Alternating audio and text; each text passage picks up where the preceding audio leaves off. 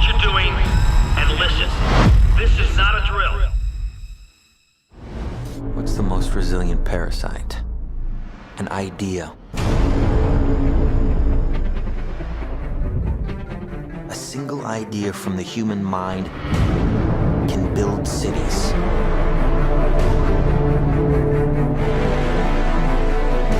An idea can transform the world and rewrite all the rules. Which is why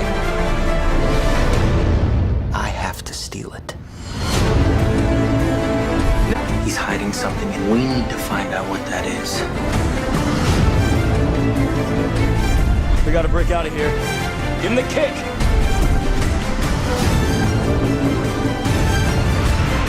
This was not a part of the plan!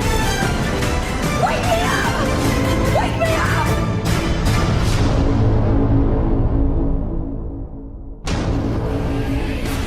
I know we have still not shattered that highest and hardest glass ceiling, but someday someone will, and hopefully sooner than we might think.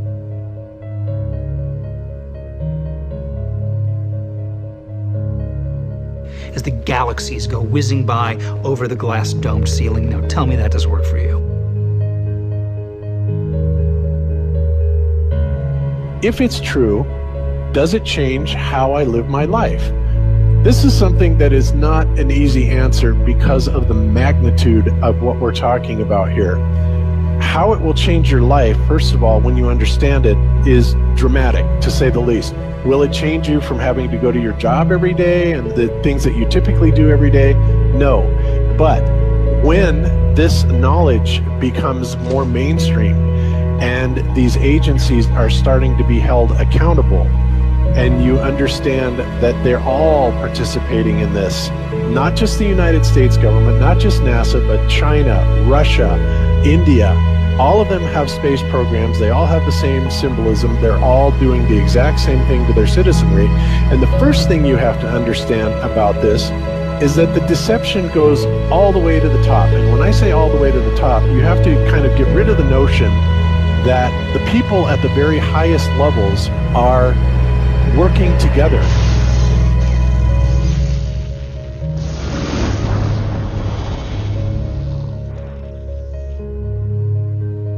Why would they do this? Why are they trying to hide the fact that we are on an infinite plane or on a flat Earth rather than a ball? Well, if you isolate people into the idea that they're on a blue marble that's in the middle of a universe that is really insignificant, and there's thousands or millions and billions of other worlds and possibly other civilizations, that makes most people think that we are insignificant and that we did actually come about as some sort of an accident.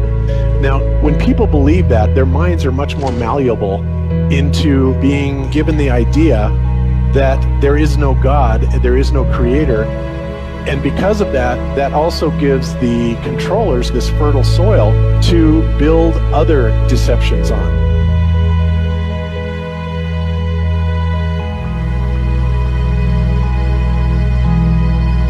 Why do you think that Truman has never come close to discovering the true nature of his world until now? We accept the reality of the world with which we're presented.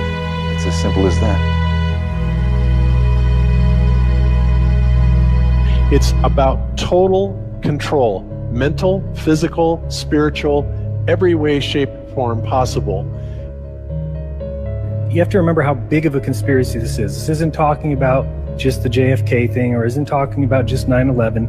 It's on an umbrella kind of system to where it is the biggest deception that there is. It actually exposes every other deception, and nothing else brings down the power of the elite, because it really exposes education, science, the economy, television, museums, universities. Think of all the things that have been fooled.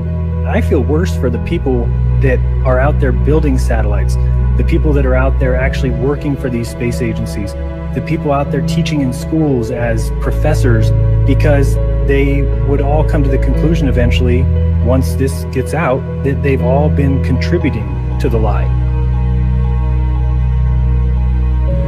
Why do you believe what you believe? Prove it without using NASA or any other space agency.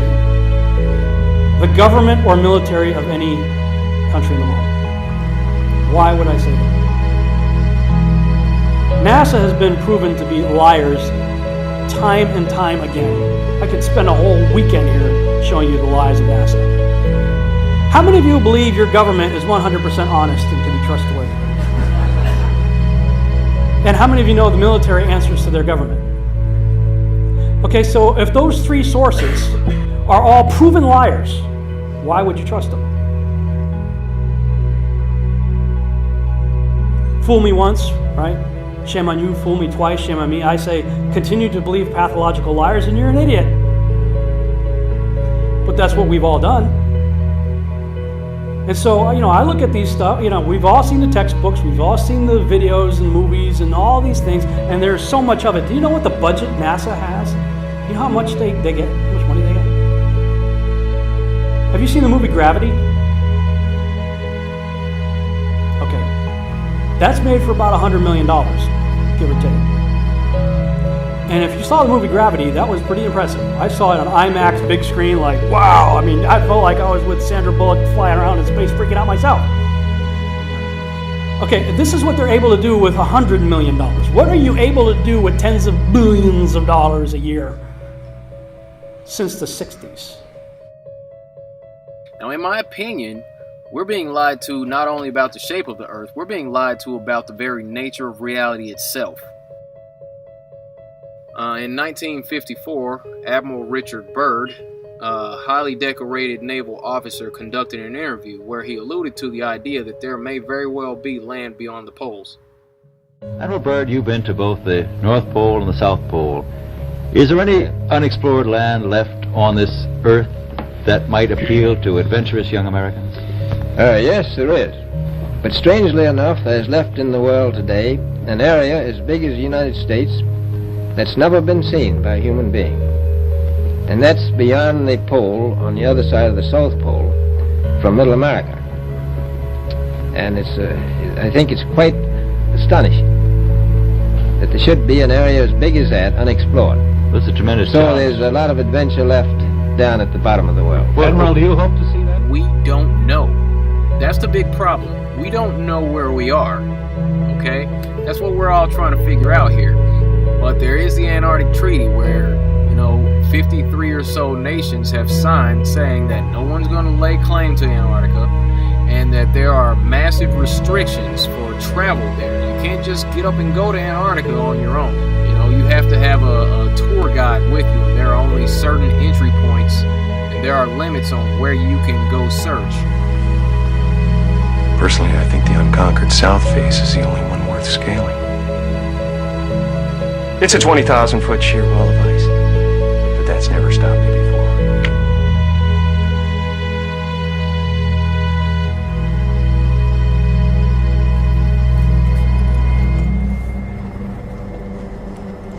Welcome.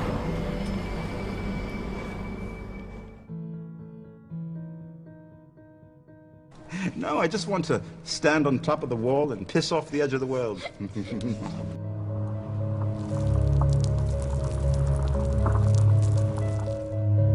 What difference does it make? What difference does it make? Yeah, that's their favorite line. Got a lot of people, what difference does it make? You can't figure out what difference it makes? If you can't figure out what difference it makes that the people running your world have fucking lied to you over and over your whole life, if you can't figure out that someone lying to you is trying to control you, suppressing of information, of knowledge, is control. Deception of information and knowledge is a form of control. So what difference does it make?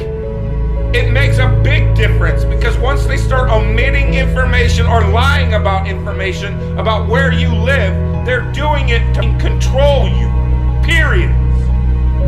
Why am I having to explain this to critical thinkers in the truth movement? The way you control billions of people is to keep them divided and fighting each other.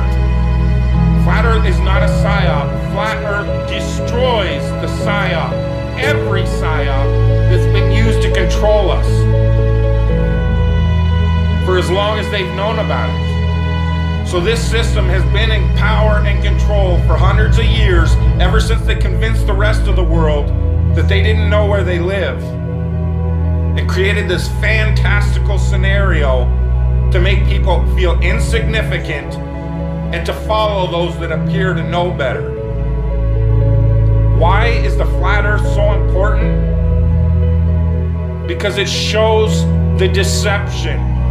And if everybody would just come together and demand answers, they would be in checkmate. They would not know what the fuck to do. Train up a child in the way that he should go, and when he is old, he will not depart from it. I believe that's why we have so many who are indoctrinated to still believe and fight so hard for the heliocentric model. The reason being is because we've been taught the globe model since before we had the ability to think for ourselves. Think about that. Before you could think for yourself, before you could form rational thought, you've been taught that you live on a spinning ball, although your five senses tell you something totally different. Our senses tell us that the earth is flat and stationary, that the sun and moon and the stars rotate above us just as we see, that they make their annual cycles in such a way that we can calculate days, months, and years of the passage of time, just like in Scripture. The earth in itself works like a well-designed timepiece, and we all know that any timepiece that we can think of has a designer. What if the lie is to hide the existence of that designer? What if they're lying to us about this because they're hiding God?